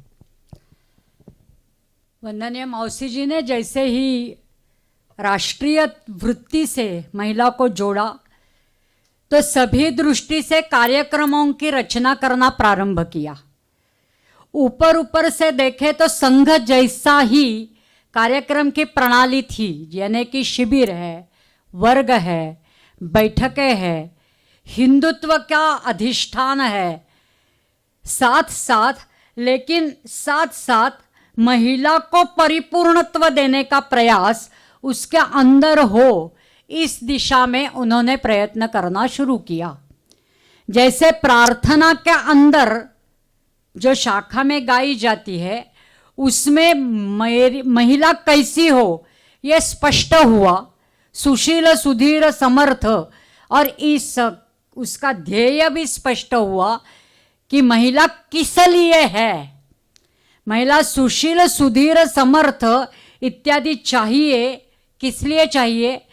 तो उसके और पुरुषों में अगर कोई अंतर है तो संघ की प्रार्थना सामान्यतः वीरव्रती को प्रस्तुत करती है, तो स्त्री और पुरुष का अंतर निर्माण से जुड़ा है. निर्माण शक्ति, सृजन शक्ति जो है वो स्त्री के पास है. केरला में एक विवाद जो बीच में था अयप्पा स्वामी टेम्पल को लेकर, तो वहां प्रवेश क्यों नहीं? सीधी बात थी, वो योगी है, वो परम योगी है, और महिलाओं के लिए जो चक्र उद्दीपित होते हैं वो आगे के होने नहीं चाहिए. स्वादिष्ट मणिपुर तक ही ठीक है. तो जहां के कारण उसकी निर्माण शक्ति जो है वो अधिक क्रियाशील होगी, अधिक सक्रिय होगी। अंतर केवल उसी में है। प्रवेश के लिए पाबंद उसी को लेकर है। तो जो निर्माण शक्ति स्त्री के अंदर है उसका उद्दीपन होना चाहिए, उसका प्रज्वलन होना चाहिए, और केवल फिजिकल लेवल पर नहीं तो मेंटल लेवल पर भी और क्रिया लेवल पर भी उसका मातृत्व काम में आना चाहिए। इसलिए उन्होंने व्यवस्था करना प्रारंभ किया। एक छोटा सा उदाहरण देती हूं। सूर्य नमस्कार तो सबको पता है। वंदनीय मौसी जी जनार्दन स्वामी करके एक योग तज्ञ थे, उनसे जाकर मिली और उन्होंने ऐसा पूछा कि मेरे सामने तो महिला है, उन जैसा सूर्य नमस्कार जो पुरुष करते हैं वो स्त्री के लिए उपयुक्त है कि क्या? उन्होंने कहा नहीं।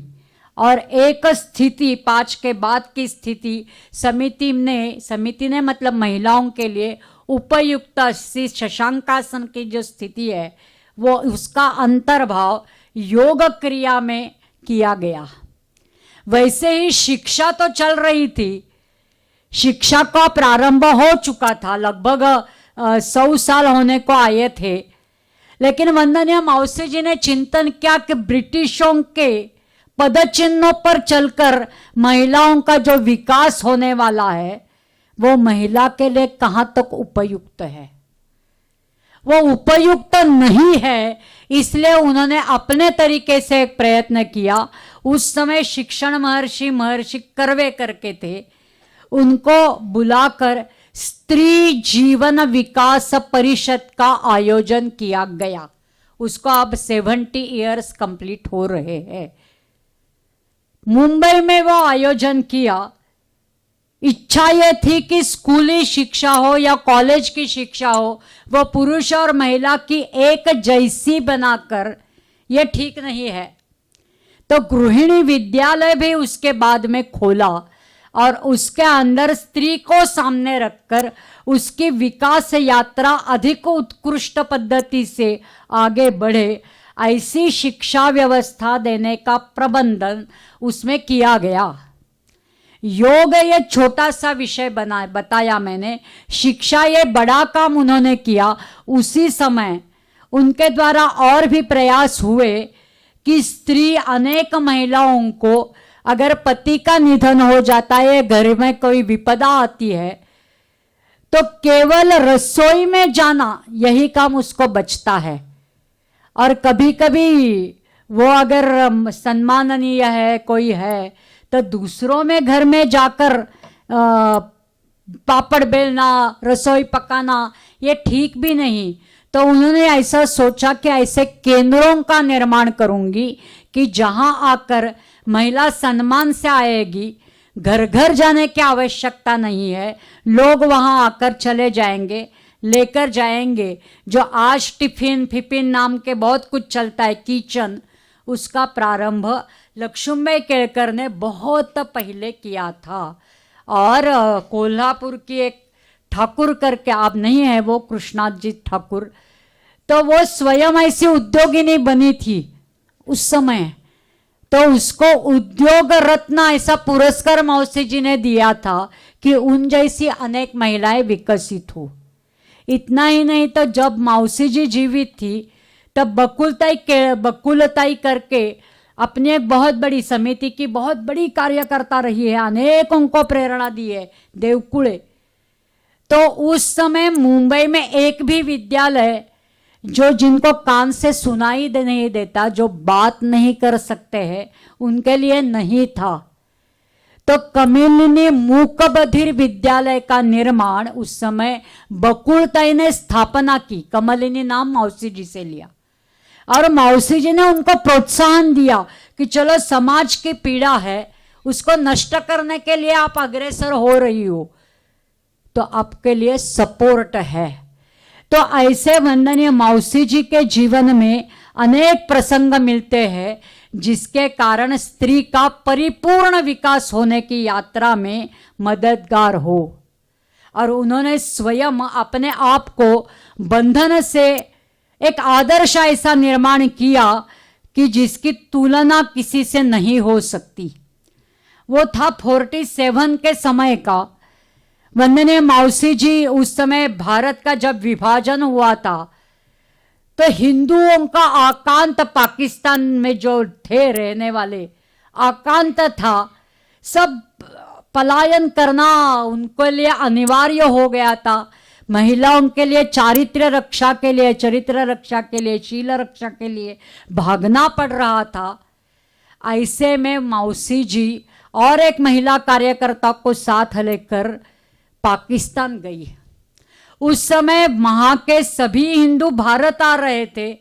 केवल 2 महिलाएं ऐसी थी जो भारत से पाकिस्तान कराची गई थी। उसमें एक थी वंदनीय मौसी जी और दूसरी थी आचार्य कृपालानी की पत्नी।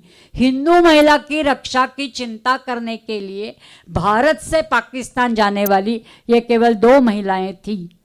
और एक तरह से मौसी जी ने आदर्श निर्माण किया कि सक्षम स्त्री क्या कर सकती है। सक्षम स्त्री केवल अपना विकास नहीं सोचती, पैसे कमाना नहीं सोचती, उन्होंने तो कभी पैसे भी नहीं कमाया, लेकिन देश हित रक्षा के लिए, हिंदू स्त्री के रक्षा के लिए, हिंदुओं की रक्षा के लिए वो पाकिस्तान में जाकर वहाँ के अनेक महिलाओं को भारत लेके आए। उनका पुनर्वसन भी किया गया। तो ऐसे अनेक सारी सेविकाओं का निर्माण एक को देखकर दूसरा तैयार हो जाता है और ऐसी एक श्रृंखला समिति ने निर्माण की जिसको सक्षम महिला और राष्ट्रीयता से, नेशनलिस्टिक थिंकिंग नहीं तो व्यवहार में उतारने वाली ऐसी महिलाएं निर्माण की। सामान्यतः आज भी एनजीओज में थोड़ा सा छानबीन कर रही थी एज अ पत्रकार, वो एक आदत सी लगती है, कितनी महिलाएं कहाँ पे है, कितने एनजीओज है। तो 2500 महिला संस्था मुझे एक ही प्रांत से मिली। सबके सब महिला कल्याण के लिए काम करने वाली थी। मैंने देखा उनका एजेंडा क्या है, तो सबके एजेंडा में महिला विकास यानी स्त्री की शिक्षा, स्त्री के लिए रोजगार की, स्वयं रोजगार की व्यवस्था, स्वच्छता, पैड वगैरह की कुछ आरोग्य स्वास्थ्य को लेकर कुछ चिंता, लेकिन किसी के भी अंदर राष्ट्रीयता का, समाज का भाव नहीं था। ऐसी महिला निर्माण करूं कि जो स्वयं जागरूक होकर अन्यों को जगाए। ऐसा भाव नहीं है इन एनजीओ में। केवल ये एक संगठन ऐसा है कि जो राष्ट्रीयता के भाव से जुड़ा है। मैंने शुरू में जो कहा कि महिलाओं द्वारा चलने वाले, महिलाओं का लेकिन राष्ट्र के हित में काम करने वाली ऐसी नारी शक्ति का निर्माण होता रहा।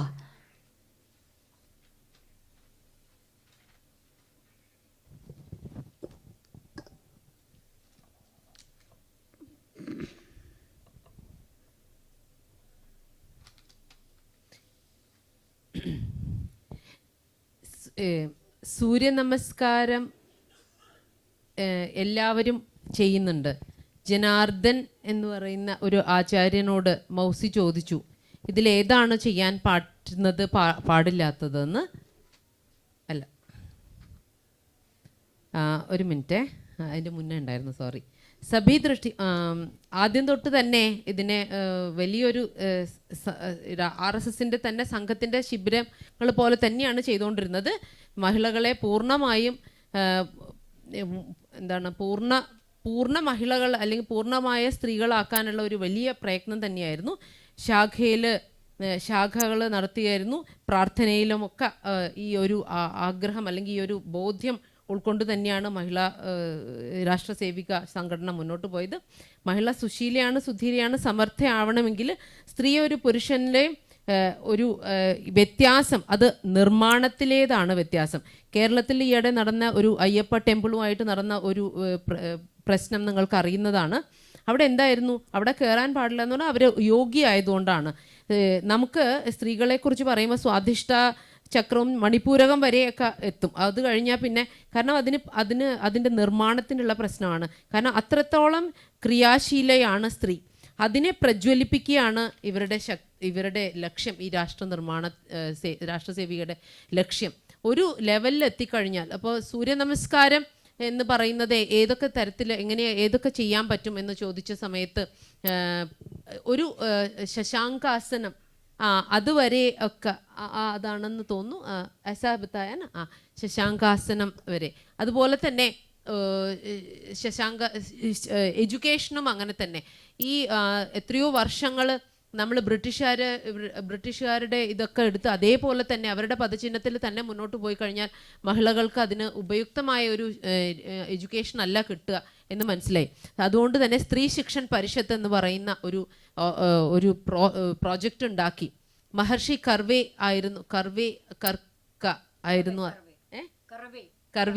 ആയിരുന്നു ആ കാലഘട്ടത്തിലെ ശിക്ഷാമന്ത്രി, എഡ്യൂക്കേഷൻ മിനിസ്റ്റർ. അവരെ പോയി കണ്ടു. അതിൻ്റെയൊക്കെ കുറേ പ്രോഗ്രാം ചെയ്തിട്ടുണ്ട്. ഉദ്ദേശം ഇതായിരുന്നു, മഹിളകളെ ഒരു നല്ല ഉത്തമയായ സ്ത്രീ എങ്ങനെയാക്കാം, അവർ ഗൃഹിണിയായിക്കൊണ്ട് തന്നെ എഡ്യൂക്കേഷൻ മുന്നോട്ട് കൊണ്ടുപോകാൻ അവരെ പഠിപ്പിക്കുക എന്നുള്ളത്. ഞാൻ പറഞ്ഞ യോഗയുടെ ഒരു ചെറിയ വിഷയമാണെങ്കിൽ അതിനേക്കാൾ ഇമ്പോർട്ടൻ്റ് ആയിട്ടുള്ളത് എഡ്യൂക്കേഷൻ ആയിരുന്നു. ഈ സമയത്ത് സ്ത്രീകൾ ഭർത്താവ് മരിച്ച് വിധവയായി കഴിഞ്ഞാൽ മറ്റുള്ളവരുടെ വീട്ടിൽ പോയി പണിയെടുക്കുക, ഇങ്ങനെയൊക്കെ ചെയ്യുന്നത് വളരെയധികം വിഷമം തോന്നിയിട്ട് ഇപ്പം വലിയ കിച്ചൺ, മറ്റേ സമൂഹ അടുക്കള എന്നൊക്കെ പറയുന്നുണ്ടല്ലോ, ഇതിൻ്റെ തുടക്കമിട്ടത് നമ്മളുടെ ലക്ഷ്മിബായി കേൾക്കർ തന്നെയായിരുന്നു. അവർ അന്ന് തുടങ്ങിയ ഒരു പ്രോഗ്രാമാണ് അത്. വേറൊരു ഠാക്കൂർ ഉദ്യോഗിനി. പിന്നെ എങ്ങനെയാണ് ഉദ്യോഗം, അതായത് വ്യവസായമൊക്കെ പുരുഷനെ പോലെ തന്നെ ചെയ്യാൻ സ്ത്രീകൾക്ക് സാധിച്ചതും ഇവരുടെ ഒരു പ്രയത്നത്തിൻ്റെ ഫലമായിട്ടാണ്. ഠാക്കൂർ ഉദ്യോഗിനി എന്ന് പറയുന്ന ഉദ്യോഗരത്ന പുരസ്കാരമൊക്കെ ആ അമ്മയ്ക്ക് കൊടുത്തിട്ടുണ്ടായിരുന്നു. ബഗുൾ തായി എന്ന് പറയുന്ന ആ അമ്മയ്ക്ക് എത്രയോ പേർക്ക് പ്രേരണാദായകമായ ഒരു ലേഡിയായിരുന്നു. ഈ ബഗുൾ തായി ഡംബ് ആൻഡ് ഡഫ് വിദ്യാലയം ആദ്യമായിട്ട് ബോംബെയിൽ തുടങ്ങിയത് അവരാണ്. കമലിനി ഡംബ് ആൻഡ് ഡഫ് സ്കൂൾ എന്ന് പറഞ്ഞിട്ട്. ഇപ്പോൾ ഈ മൗസിജി നിറയെ പ്രോത്സാഹനം കൊടുത്തിട്ടുണ്ടായിരുന്നു അതിനെ മുന്നോട്ട് കൊണ്ടുപോകാൻ. ഇതേപോലെ എത്രയോ കോണ്ടെക്സ്റ്റുകൾ നമുക്ക് പറയാൻ പറ്റും. രാഷ്ട്ര സേവനത്തിന് വേണ്ടി അവരുടെ ജീവിതം ഒഴിഞ്ഞു വെച്ച പോലെ ജീവിച്ചത്. സ്വന്തം ഈ കെട്ടുപാടിൽ നിന്ന് മുന്നോട്ട് പോയി രാഷ്ട്രഹിതത്തിന് വേണ്ടി ജീവിക്കുക എന്നുള്ളതായിരുന്നു ഇവരുടെ ലക്ഷ്യം. ഈ 1946 ഭാരത വിഭാജനത്തിന് സമയത്ത് എത്രയോ പേര് പലായനം ചെയ്തിട്ടുണ്ട്. പക്ഷേ ഈ ചരിത്ര രക്ഷയ്ക്ക് വേണ്ടി ഓടുകയായിരുന്നു ആൾക്കാർ. ആ സമയത്ത് എത്രയോ പേര് ഇവിടുന്ന് പാകിസ്ഥാനിലേക്കും പാകിസ്ഥാനിൽ നിന്ന് ഇവിടേക്കും വന്നിട്ടുണ്ട്. പക്ഷേ രണ്ട് സ്ത്രീകൾ, അതായത് സുചേത ആചാര്യ കൃപലാനിയുടെ ഭാര്യയും ഈ ലക്ഷ്മിബായി കേൾക്കർ മൗസിയുമാണ് പാകിസ്ഥാനിൽ പോയി അവരുടെ നമ്മളുടെ ഹിന്ദു സ്ത്രീകളുടെ സംരക്ഷണത്തിനായിട്ട് അവിടേക്ക് പോയത്. അവർ ആലോചിച്ച് നോക്കൂ, അവർ ഒരു പൈസയും ഉണ്ടാക്കിയിട്ടില്ല. ഇങ്ങനെയൊരു ആദർശം മുന്നോട്ട് വയ്ക്കാൻ അവർക്കേ സാധിക്കുള്ളൂ. സക്ഷം എന്ന് പറയുന്നത്, വിമൻ എംപവർമെൻറ്റ് എന്ന് പറയുന്നത് പൈസ ഉണ്ടാക്കുക മാത്രമല്ല, പൈസ ഉണ്ടാക്കിയിട്ടില്ല. അവർ സ്ത്രീയുടെ രക്ഷയ്ക്ക് വേണ്ടി അവരെ രക്ഷിക്കുകയും ചെയ്തു. അവർക്ക് റീഹാബിലിറ്റേഷനും അവർ ചെയ്തു കൊടുത്തു. എത്രയോ കാര്യങ്ങൾ ഇതേപോലെ പറയാനുണ്ട്. എത്രയോ പേർക്ക് ഇങ്ങനത്തെ റീഹാബിലിറ്റേഷൻ കാര്യങ്ങൾ ചെയ്തിട്ടുണ്ട്. ഒരു നാഷണലിസ്റ്റിക് പ്രോസസ് അല്ലെങ്കിൽ ഒരു ദേശീയമായ ബോധം ഉൾക്കൊണ്ട് തന്നെ മുന്നോട്ട് കൊണ്ടുപോവുകയായിരുന്നു ഈ സമിതിയുടെ ഒരു മുഖ്യ ഉദ്ദേശം. എത്രയോ ആൾക്കാർ ചോദിക്കും എത്ര NGOs ഉണ്ടെന്ന്. ഞാൻ ഈയിടെ നെറ്റിലൊക്കെ നോക്കിയ സമയത്ത് 2500ഓളം അധികം വിമൻ ഓർഗനൈസേഷൻ NGOs ഉണ്ട്. പക്ഷേ അതിലൊക്കെ പറയുന്ന ഉദ്ദേശം എന്താണെന്ന് വെച്ചാൽ മഹിളാ സ്ത്രീകളുടെ മംഗളത്തിന് വേണ്ടിയിട്ടും ഒക്കെയുള്ള സ്ത്രീയുടെ എഡ്യൂക്കേഷനും അവരുടെ സ്വച്ഛതയ്ക്കും അവരുടെ ഹെൽത്തിനും വേണ്ടിയിട്ടുള്ളതാണ്. പക്ഷെ ആരുടെ ഓർഗനൈസേഷനും ഈ ഒരു രാഷ്ട്ര നിർമ്മാണത്തിന് വേണ്ടിയല്ല, ആ ഒരു ഭാവന പോലും അവിടെയൊന്നും കൊടുക്കുന്നില്ല എന്ന് നമുക്ക് പറയാൻ പറ്റും. ഒരേ ഒരു സംഘടനയാണ് ഈ ഒരു ബോധം ഉൾക്കൊണ്ടുകൊണ്ട് മുന്നോട്ട് പോകുന്നത് എന്ന് നമുക്ക് ഉറച്ചു പറയാൻ പറ്റും. महिला सक्षमीकरण को राष्ट्रीयता से जोड़ने के कारण जैसे वंदनीय मौसी जी ने अपने जीवन का उदाहरण निर्माण किया, तो जैसे शाखा की यात्रा बढ़ने लगी, शाखाओं की संख्या बढ़ने लगी, स्थान बढ़ने लगे, तो धीरे धीरे करके पूरे देश भर में विस्तार होना स्वाभाविक था। और इसके लिए परिवार जीवन को संभलते हुए शाखा का विस्तार करने वाली पीढ़ियां तैयार हो गई समिति के अंदर, एक के बाद एक। मुझे जैसे अभी जिनका नाम लिया वो पुनश्च एक बार याद आ रहा है, माननीय बकुलते देवकुळे का। वो गृहिणी थी लेकिन अत्यंत कार्यक्षम कार्यकर्ता। तो जब वो उसको बच्चा हुआ, केवल 10 दिन का था, वो समिति शिक्षा वर्ग में आ गई। शिक्षिका के नाते उन्होंने काम किया। ये पुराने जमाने की व्यक्ति है कि इतने कम, कितने लोगों ने उनको क्या क्या कहा होगा और उनकी स्वयं की अवस्था भी कितनी विकट होगी, फिर भी राष्ट्र सर्वोपरि है। आज मेरे पास शिक्षिका नहीं है, वर्ग करना है, वर्ग को चलाना है, मुझे जाना चाहिए। ऐसा करके वो पहुंची। और समिति के इतिहास में ऐसा अनुभव में आता है कि बच्चे छोटे हैं, इसके कारण वो घर में बैठी नाम देकर, अरे मैं कैसे आऊंगी, बच्चे तो छोटे हैं, ऐसा होता नहीं है। ये सामान्य बात मैं गृहिणियों की कर रही हूं। जैसे जैसे कार्य विस्तार हुआ, जिनको पद्मश्री, पद्म विभूषण इत्यादि देना सहज संभव है, लेकिन जिनके नाम भी हमें पता नहीं है, ऐसे अनेक सारी अनगिनत महिलाएं समिति के संस्कारों से निर्माण हो गई, जिसके कारण मैं कुछ उदाहरण देना चाहती हूँ। जैसे मैंने बकुलते के सका दिया, ऐसे एक महिला को मैंने स्वयं देखा है, एकदम वृद्धावस्था में जब वो थी। उनका नाम था नामजोशी करके।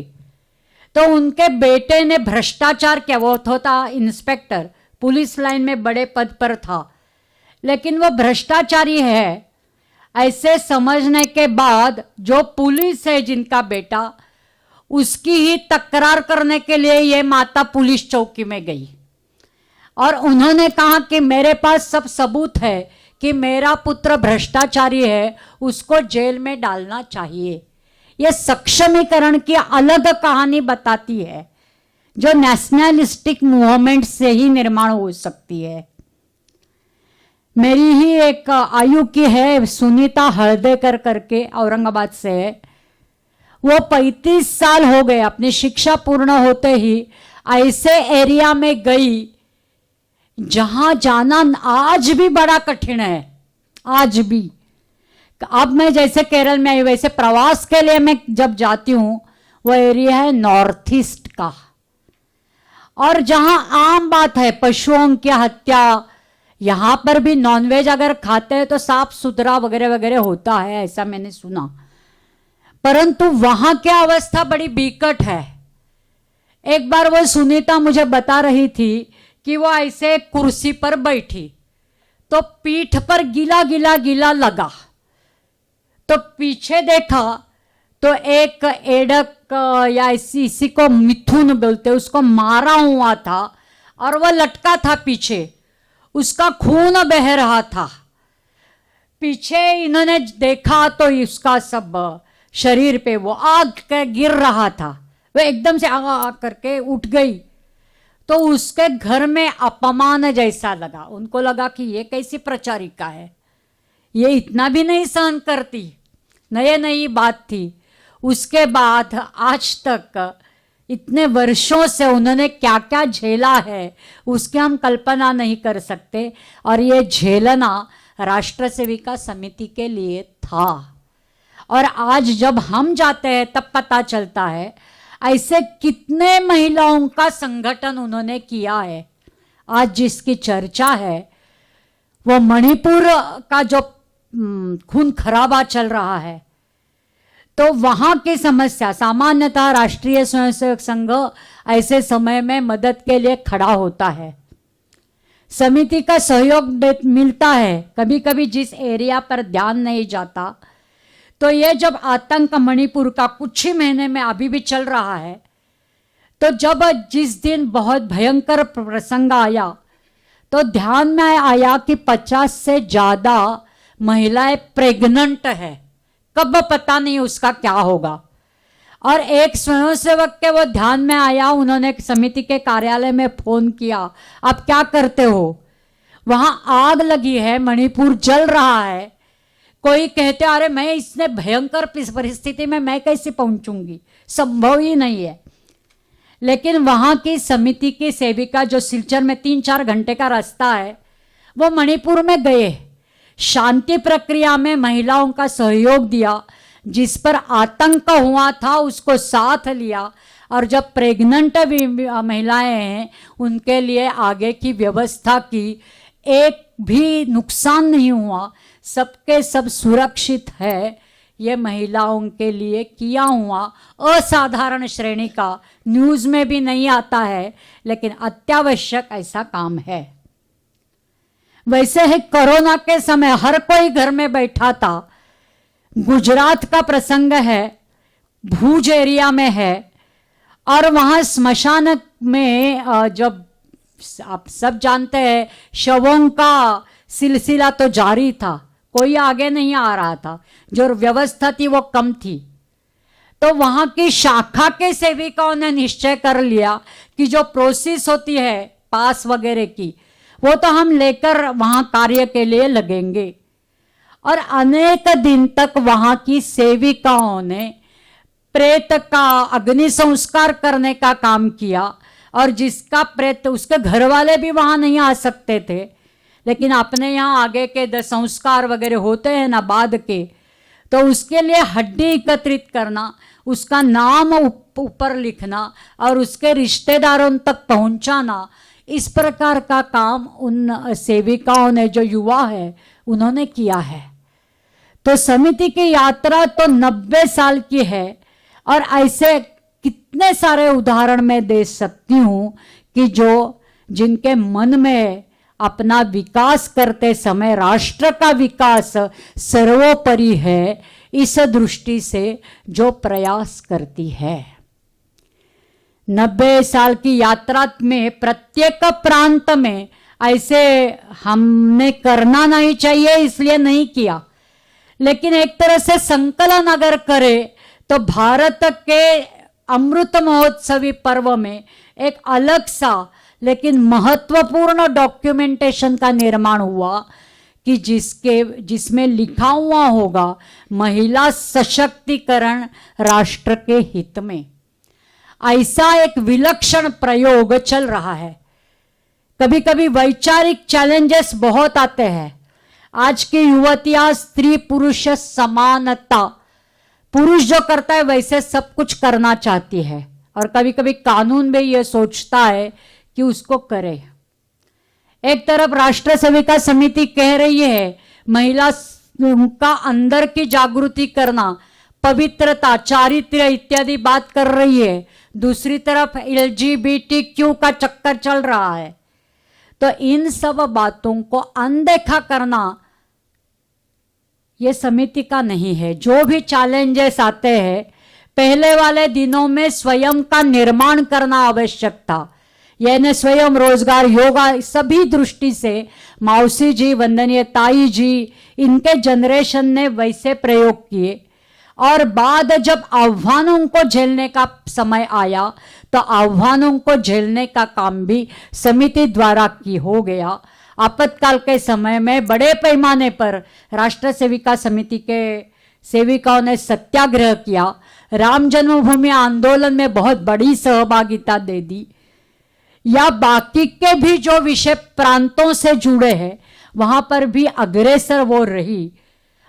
जैसे तूफान आता है, उस समय वो आ गई। कोविड के ही समय एक तूफान आया था, गुजरात की तरफ जा रहा था। समिति ने मेरे जैसे कुछ अधिकारियों को ये कहा था कि कम से कम प्रत्येक प्रांत के कार्यकारिणी के साथ फोन पर संपर्क करिएगा। तो मैं एक सौराष्ट्र के शारीरिक प्रमुख से बात कर रही थी फोन पर। उन्होंने मुझे कहा कि दीदी मैं थोड़ा समय बाद फोन कर लूं। मैंने कर लो, मैं तो खाली बैठी हूँ घर में। तो उन्होंने कहा कि आज हम तो घर छोड़कर नहीं जा सकते, लेकिन आसपास से मिलाकर 650 इतने डिब्बे एकत्र किए हैं हमने, खाने पीने का सामान सब भरा है, और उसके पैकेट्स जो जहां तूफान आया है वहां लेकर जाने वाले हैं। तो विपदा हो या अनुकूलता हो अथवा प्रतिकूलता, ऐसे में खड़ा होना ये राष्ट्र सेविका समिति का काम है। कभी कभी ये तो अनुभव में आता है, आज के अध्यक्षा ने भी पूछा कि क्या यहाँ काम है क्या? काम बहुत कम है तुलना में। मैंने इतना सारा जबरदस्त वर्णन यद्यपि किया है, फिर भी मुझे पता है कि पूरे देश की तुलना में राष्ट्र सेविका समिति से जुड़ी महिलाओं का प्रमाण प्रतिशत कम है। यद्यपि गुणवत्ता के आधार पर बात करें तो वो बहुत अच्छी है, संख्यात्मक दृष्टि से कहे तो वो कम है, और इसलिए अपने सभी का सपोर्ट, सहयोगी बनना है तो सभी दृष्टि से सहयोगी बनना पड़ेगा, आगे आना पड़ेगा, तभी हम राष्ट्र कल्याणार्थ आगे बढ़ेंगे। जैसे विवेकानंद जी का उदाहरण दे देते हैं कि विवेकानंद जी ने कहा था कि गरुड़ का वर्णन किया था, पक्षी का वर्णन किया था कि एक पंख से किसी को भी उड़ान भरना असंभव है, दोनों पंख मजबूत है तभी वो आगे जा सकता है। मौसी जी तो ये कहती थी घर के परिवार के संबंध में कि वो चालिका है, रथ की, संसार रथ की वो चालिका है। आज के वातावरण में वो कहना थोड़ा कठिन है, परंतु ये तो कह सकते हैं कि सामाजिक दृष्टि से समाज का रथ अगर आगे चलाना है तो एक ही पहियों पर चलना असंभव है, और केवल आरक्षण के बलबूते चलना भी असंभव है। इसलिए सामाजिक जागृति, सामाजिक संगठन, सामाजिक संस्कार, ये सब आगे बढ़ेंगे तभी ये काम होगा। राष्ट्र सेविका समिति जो राष्ट्र हित को आगे बढ़कर अपने लक्ष्य को स्त्री पुरुष समानता, लिंग निरपेक्ष समाज, ऐसे जो एजेंडा विदेश से आता है उससे फूली मारकर या प्रताड़ना करते हुए, दूर रखते हुए समिति ने कहा है जो तेजस्वी राष्ट्र की निर्माण प्रक्रिया में आगे चलने का प्रयास कर रही है उसको सामाजिक सहयोग की जरूरत है। समिति का कार्य आगे बढ़ाने के लिए सभी प्रकार के सपोर्ट, एक तरह से सहायक की जरूरत है। तो महिला सक्षमीकरण आरक्षण से नहीं, सहयोग से निर्माण होगा। राष्ट्र सेविका समिति स्वयं तो यही कहती है, समानता नहीं सहकार्य, हक नहीं कर्तव्य। तो ये कर्तव्य पर आधारित ऐसा संगठन है, हक के लिए झगड़ने वाला संगठन नहीं है। समानता के लिए स्त्री विरुद्ध पुरुष संघर्ष खड़ा नहीं करने वाला, सहयोग मानने वाला संगठन है। तो मेरे इस वाणी को विराम देते हुए मैं तो यही कहूंगी कि हम सब मिलकर कदम से कदम मिलाकर आगे बढ़ेंगे तो ये परम वैभवशाली अथवा तेजस्वी राष्ट्र निर्माण की जो यात्रा है वो द्रुत गति से चलेगी, नहीं तो मंद गति हमारे लिए चिंता का विषय बनेगा। हमारे मतलब पुरुषों के लिए भी, अगर मातृशक्ति खड़ी नहीं होती है तो सब कठिन है। मातृशक्ति को बस थोड़ा सा अवसर देने की आवश्यकता है। इस प्रक्रिया में पुरुष भी आगे बढ़े, महिला तो आगे चलने के लिए तैयार ही है, और हम सब मिलकर भारताचिया महारथाया, यानी भारत का जो महारथ है उसको सब मिलकर आगे लेकर जाएंगे। इस प्रार्थना के साथ मैं मेरे वाणी को विराम देती हूँ।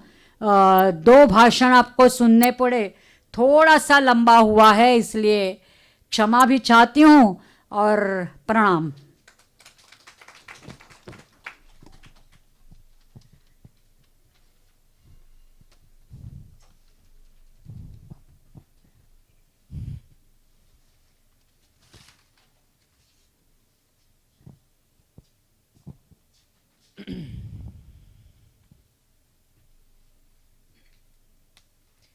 ആ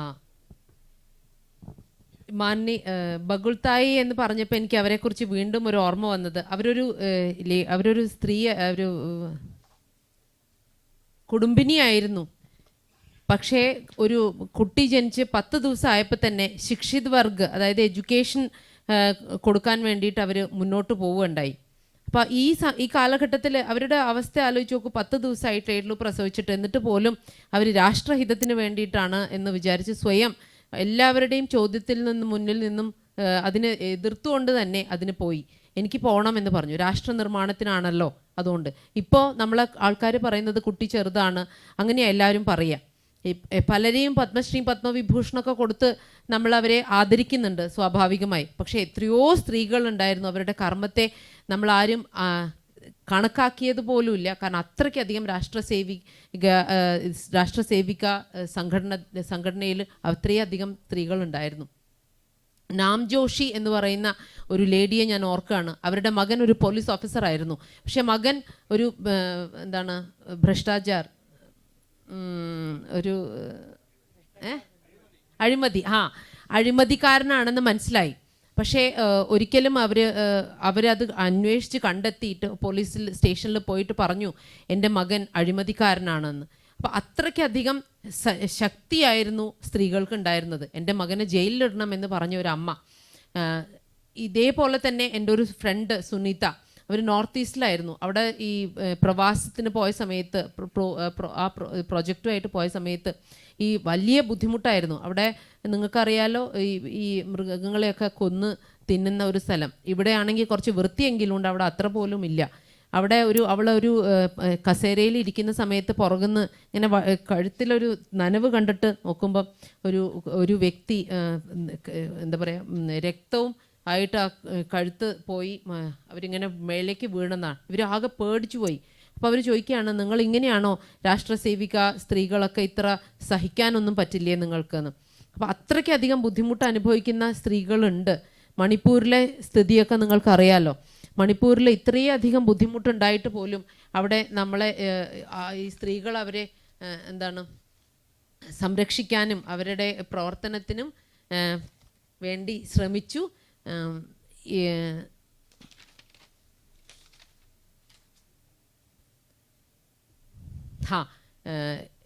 അവിടെ മണിപ്പൂരിൽ പോയ സമയത്ത് കുറേ സ്ത്രീകൾ ഒരു ദിവസം വിളിക്കുകയാണ്, കുറേ സ്ത്രീകൾ ഈ പ്രഗ്നൻ്റ് ആണ്, നിങ്ങൾ ആരെങ്കിലും ഒന്ന് വരണം എന്ന് പറഞ്ഞു. അവിടെ പോകാൻ പറ്റില്ലായിരുന്നു, അത്രയ്ക്കധികം ബുദ്ധിമുട്ടുണ്ടായിരുന്നു. പക്ഷേ ഒരു സേവിക പോയി അവരെ എല്ലാ കാര്യങ്ങളും ചെയ്തു കൊടുത്തു.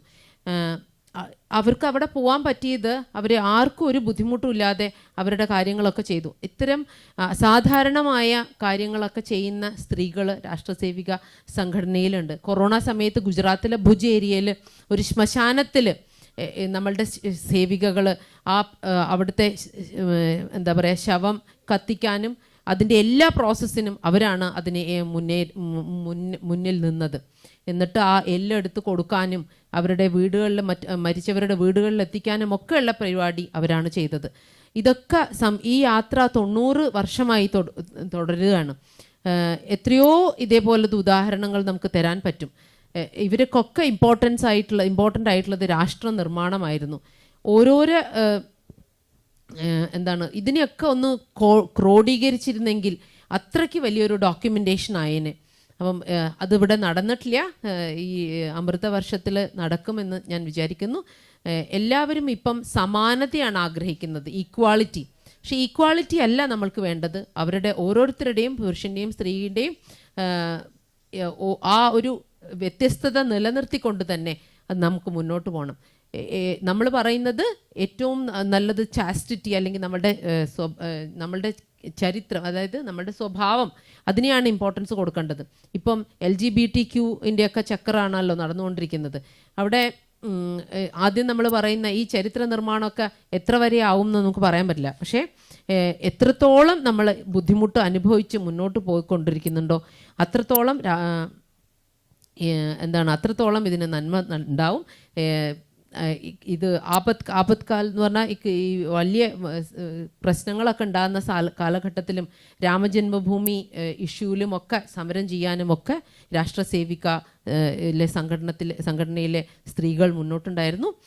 കൊടുങ്കാറ്റ് വന്ന സമയത്തും എൻ്റെ അടുത്ത് ഒരു കുട്ടി വിളിച്ച് പറയുകയാണ് 680 ഡിബ്ബകൾ ഞങ്ങൾ റെഡിയാക്കി വെച്ചിട്ടുണ്ട്, അവിടേക്ക് കൊണ്ടുപോകാൻ വേണ്ടിയിട്ടാണ് എന്ന്. അപ്പോൾ അവിടെ ഇങ്ങനെയൊക്കെ തരത്തിലുള്ള എല്ലാ പ്രവർത്തനങ്ങളും നടത്താൻ ഇവിടെ ഒരു തരത്തിലും നമുക്കിപ്പോൾ ഇതിൻ്റെ ക്വാണ്ടിറ്റി എടുത്താൽ അത്രയൊന്നും ഉണ്ടാവില്ലായിരിക്കും, പക്ഷേ ഗുണവത്ത, അതായത് ഇതിലെ ക്വാളിറ്റി എടുത്താൽ ഏറ്റവും ക്വാളിറ്റി ആയിട്ട് എത്രയും ഗുണപരമായ കാര്യങ്ങൾ ചെയ്ത ഒരു സംഘടനയാണ് രാഷ്ട്രസേവിക സമിതി. എല്ലാവരുടെയും സപ്പോർട്ട് ഞങ്ങൾക്ക് ആവശ്യമുണ്ട്. നമ്മളെ സ്വയം സപ്പോർട്ട് ചെയ്തുകൊണ്ട് മുന്നോട്ട് പോകണമെന്നാണ് വിവേകാനന്ദജി പറഞ്ഞിട്ടുണ്ട്. ഗരുഡന് ഒറ്റ ചിറകോടെ പറക്കാൻ പറ്റില്ല, നിറയെ സപ്പോർട്ട് കിട്ടിയാൽ മാത്രമേ മുന്നോട്ട് പോകാൻ പറ്റുള്ളൂ.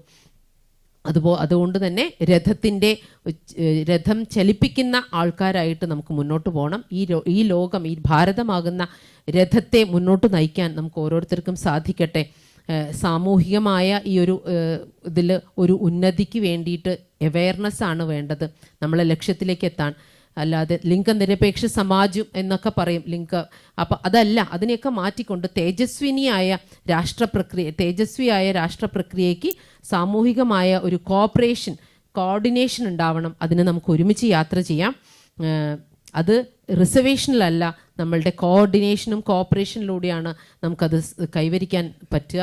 സമാനത, നമ്മൾ ഒരിക്കലും ഈക്വാളിറ്റിക്ക് വേണ്ടിയല്ല പ്രവർത്തിക്കുന്നത്, നമ്മൾ കോപ്പറേറ്റീവായിട്ട് ജീവിക്കാനാണ് ആഗ്രഹിക്കുന്നത്. നമ്മളൊരിക്കലും അധികാരത്തിന് വേണ്ടിയല്ല പ്രവർത്തിക്കുന്നത്, നമ്മളുടെ കർത്തവ്യം ഉൾക്കൊണ്ടുകൊണ്ടാണ് ജീവിക്കാൻ ആഗ്രഹിക്കുന്നത്. നമ്മൾ ആരോടും യുദ്ധം ചെയ്യാനോ ഝഗഡന എന്താണ് നമ്മൾ ആരോടും മല്ലടിക്കാനോ അടിപിടി കൂടാനോ അല്ല ഈ സംഘടന. ഞാൻ എൻ്റെ വാക്കുകൾ അവസാനിപ്പിക്കുന്നു. നമുക്ക് ഒരുമിച്ച് ഒരേ പാതയിൽ മുന്നോട്ട് പോവാം എന്ന് അങ്ങനെ നമ്മളെ രാഷ്ട്രത്തെ വൈഭവശാലിയായി മുന്നോട്ട് കൊണ്ടുപോകാൻ നമുക്ക് ഓരോരുത്തർക്കും സാധിക്കട്ടെ. ഇതിൽ പുരുഷന്മാരാണ് മുന്നോട്ട് വരേണ്ടത് എന്നുകൂടി പറഞ്ഞുകൊണ്ട് ഭാരതമാകുന്ന മഹാരഥത്തെ മുന്നോട്ട് കൊണ്ടുപോകാൻ നമുക്ക് ഓരോരുത്തർക്കും സാധിക്കട്ടെ എന്ന് പ്രാർത്ഥിച്ചുകൊണ്ട് നിർത്തുന്നു. Thank you.